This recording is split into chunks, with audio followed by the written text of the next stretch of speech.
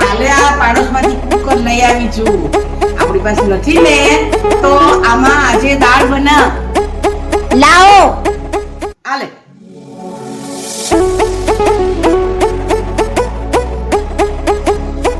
અરે ઓ સાંભળ, બે સીટી મારજે. અરે હાલો જોયા હું શું કરે, દાળ થઈ ગઈ કે નહીં?